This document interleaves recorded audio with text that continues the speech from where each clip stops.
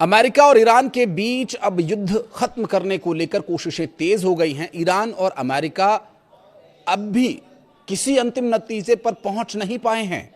वहीं middle east देशों पर निर्भर अन्य राष्ट्रों के लिए ऊर्जा का संकट लगातार बना हुआ है और भारत में भी इसका असर देखा जा रहा है। हाल ही में प्रधानमंत्री नरेंद्र मोदी की जो अपील है उस पर भी हम बात करेंगे, लेकिन फिलहाल आपको बता दें कि न्यूज़ एक एजेंसी रॉयटर्स की तरफ से जो बड़ा अपडेट वो आ रहा है वो ये कि युद्ध खत्म करने को लेकर जो ईरानी समाचार एजेंसी इरना की तरफ से रविवार को एक जानकारी दी गई कि 2 महीने से ज़्यादा समय से चल रहे युद्ध को खत्म करने के मकसद से अमेरिका के एक प्रस्ताव पर ईरान ने जवाब भेज दिया है। मध्यस्थता में महत्वपूर्ण भूमिका निभाने का दिखावा कर रहे भिखारिस्तान, जिसका पाकिस्तान नाम है, उसके हाथों ये प्रस्ताव भेजा गया है। और इस मामले में समाचार एजेंसी के एक परिचित एक सूत्र ने इरना को ये बताया कि ईरान के प्रस्ताव के मुताबिक बातचीत का मौजूदा दौर पूरी तरह से इस इलाके में लड़ाई और झगड़े को रोकने पर केंद्रित रहेगा। और दोनों पक्षों की तरफ से रॉयटर्स ने जानकारी साझा करते हुए लिखा कि शांति की ये ताज़ा कोशिशें एक अस्थायी समझौता यानी एमओयू करने के मकसद से है ताकि युद्ध को रोका जा सके। स्ट्रेट ऑफ होर्मुज एक बहुत बड़ा महत्वपूर्ण यहाँ पर पहलू बनता है और इसकी जो नाकेबंदी एक तरह से अमेरिका ने की हुई है, यहाँ से आवाजाही फिर से बहाल हो सके, इस बीच वे एक से ज़्यादा व्यापक समझौते पर चर्चा भी करेंगे। और इसका मकसद है ईरान के परमाणु कार्यक्रम जैसे उलझे हुए विवादों को सुलझाना। क्योंकि देखिए, एक तरफ अमेरिका ये अड़ा हुआ है कि आप अपना एनरिच्ड यूरेनियम हमें दे दें या किसी ऐसे देश को दे दें जहां से आप कुछ सालों के लिए उसे वापस ना लें। उसके पीछे कारण यह है कि आप अपने परमाणु कार्यक्रमों को रोक दें, स्थगित कर दें, खत्म कर दें और कभी परमाणु हथियार न बनाएं। लेकिन इस तरह की पाबंदियों के साथ अगर ईरान आगे बढ़ता है, समझौता करता है, तो उसकी खुद की गरिमा और अस्तित्व पर सवाल खड़ा हो जाएगा। और अगर वो परमाणु हथियार नहीं बनाता है तो एक अंतर्राष्ट्रीय स्तर पर जो एक कमी, एक कमजोरी महसूस होती है युद्ध के हालातों में, तो वो भी एक समस्या उनके लिए बनी रहेगी। तो ऐसे में 28 फरवरी को अमेरिका और इजरायल ने संयुक्त कार्रवाई करते हुए ईरान पर जो हमला किया था उसमें उससे पहले से ये शर्तें लगाई जा रही थी और उन शर्तों को न मानने की सूरत में ये हमला किया गया था। और हमले में उस समय के सुप्रीम लीडर अयतुल्ला अली खामेनेई की मौत हो गई थी, जिसके बाद से ईरान पूरी तरह से बौखला गया और उसने ताबड़तोड़ पलटवार किए, अमेरिका और इजराइल के पूरी तरह से घुटनों पर उन्हें ला दिया और संघर्ष विराम के लिए राजी होने तक पर उन्हें मजबूर कर दिया गया।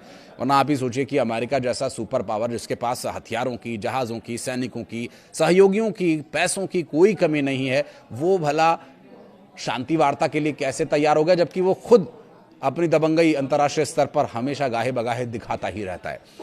और इस पूरे हमले और इस पूरी घटनाक्रम के बाद उनके बेटे मुज्तबा खामेनेई को सुप्रीम लीडर बनाया गया। इसके बाद अमेरिका और इजराइल के जो युद्ध के हालात थे, ईरान पर हमले के, बमबारी के, उस पर एक थोड़ी कमी देखने को मिली। तो स्ट्रेट ऑफ होर्मुज में नाकेबंदी फिर अमेरिका ने कर दी, जहां पर एक और समस्या, एक और नई चुनौती बन गई। स्ट्रेट ऑफ होर्मुज को रोक करके ईरान ने एक दबाव बनाने का प्रयास किया था, जिस पर काउंटर करते हुए अमेरिका ने वहां पर नाकेबंदी की थी और पूरी दुनिया के देशों को आर्थिक संकट में डाल दिया था। अब 10 मई तक ये अपडेट माने तो अमेरिका और ईरान के बीच एक युद्ध विराम की जो स्थिति बनी हुई है वो बहुत नाजुक स्थिति में पहुंच गया है।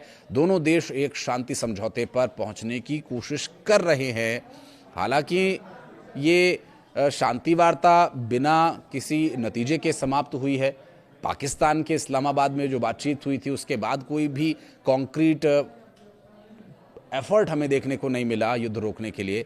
लेकिन अब जो परिस्थितियां हैं, ईरान जो खुद भी माली हालत में संघर्ष की स्थिति में है, लेकिन अपने अस्तित्व को लेकर वो लगातार लड़ाई कर रहा है और इजरायल और अमेरिका को पूरी तरह से घुटनों पर लाने में वो कामयाब भी रहा है।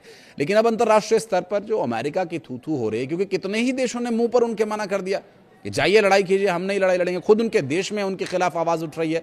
लेकिन उसके बाद भी अब सांप छछूंदर को निगल ले ऐसी स्थिति अमेरिका की बनी हुई है। ना वो युद्ध लड़ने की स्थिति में है, ना वो युद्ध रोकने की घोषणा कर सकता है।